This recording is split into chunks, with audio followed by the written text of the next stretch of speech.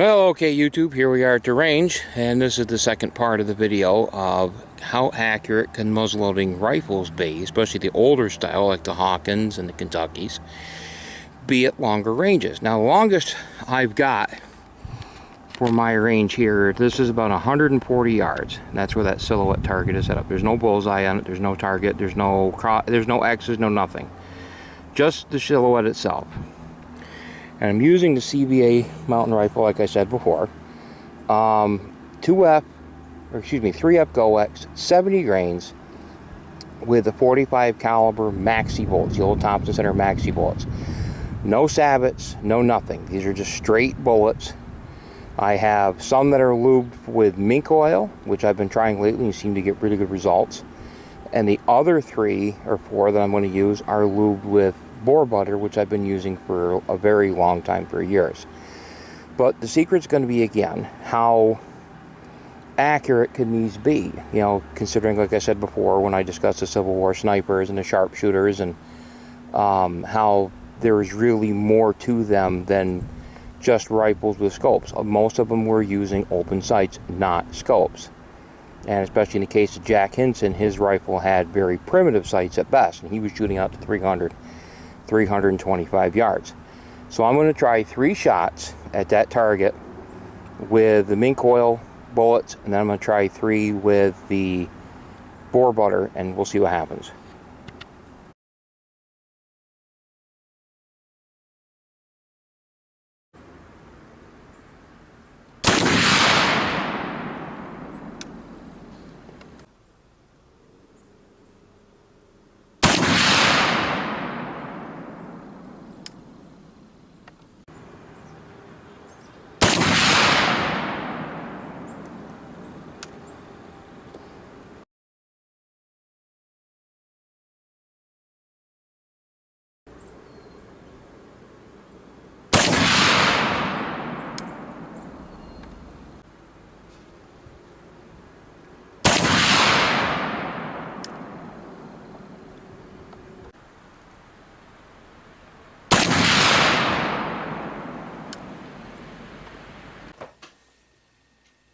Well, YouTube, there you go. It started raining, so I wasn't able to do the rest of the video at the range.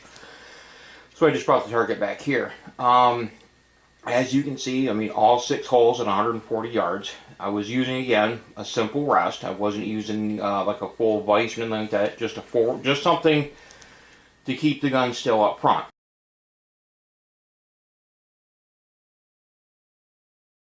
Just like anybody, like if a sniper was sitting in like a sharpshooter sitting in a position, they're not going to have a full rest. They're just going to have something to rest the barrel of the gun on. Well, that's what I use my shoulder to the rest. Granted, it was sitting, not laying down, but still. 140 yards. You can see the 3 to the left and kind of left in the center are the Maxi bolts that were lubed with the mink oil. And the 3 clustered to the top and the right were with the boar butter. And I did not clean any of these shots in between. The barrel was never cleaned. The boar butter lube bullets loaded much smoother, much easier. The mink oil bullets seemed to be a little harder. The first one wasn't bad. The second one was really tight, kind of tight. The third one was worse. The Maxi bolts with the boar butter all went in smooth. They were starting to get a little fouled up just because of the nature of black powder, real black powder, and the fouling. But the boar butter bullets definitely loaded easier, especially after the second and the third of the mink oil bullets. Again, 70 grains of 3F, which is a pretty good, I'll tell you, out of that 45 mountain rifle, 70 grains of powder, it's a pretty good wallop. 60 grains is what I normally shoot, which is pretty much average, but I wanted to give it a little more oomph to see if it would get it down range a bit more. And I can tell you the truth, I probably, if I did it at 60, the groups would probably shrink up because that gun seems to like a lighter charge anyways. But it definitely will do the job at 140 yards. And I was aiming more or less where the first bullet and the first bullet for the mink oil and the second bullet for the first bullet for the boar butter hit. That was pretty much my point of aim. It was a little tricky at times. It was also very windy. I don't know if you could pick it up on the camera, but it was very windy today.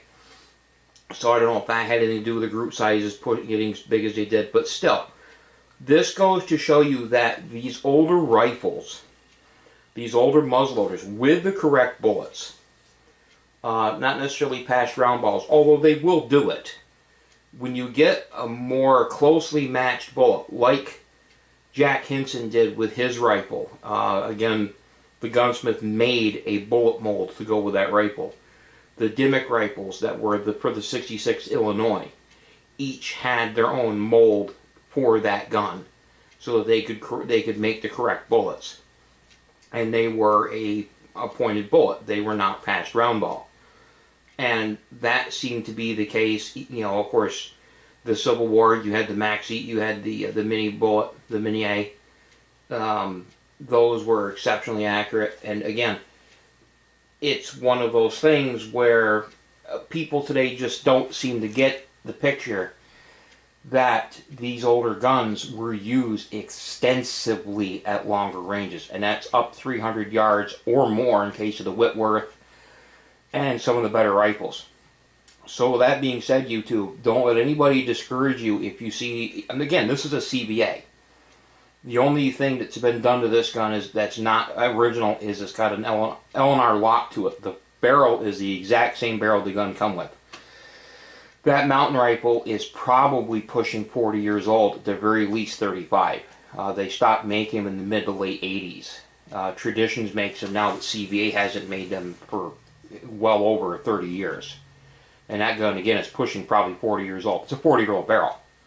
However many, and when I first got it, it was pretty rusty. So just think about that with these guns, and with the correct bullet, with the correct lube, with the correct powder charge, how accurate these guns could be, and imagine how accurate some of these guns were in the hands of sharpshooters during the Civil War, and that these guns can be very accurate out to longer ranges.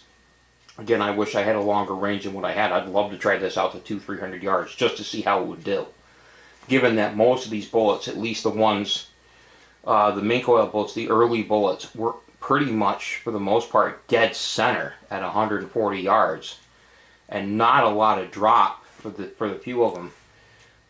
It would not be at all a stretch to get these bullets into a target at 300 yards. With a little bit of elevation and a good load and real steady, probably a prone rest, that wouldn't be a problem. I would definitely say 300 yards is in there. Would I hunt deer with this for 300 yards? Probably not. Would I hunt deer up to 150 yards? Absolutely. Absolutely. And with that being said, YouTube, hope to do more videos like this and a few more subjects on muzzleloaders that I'm coming up with. And with that, have a good day.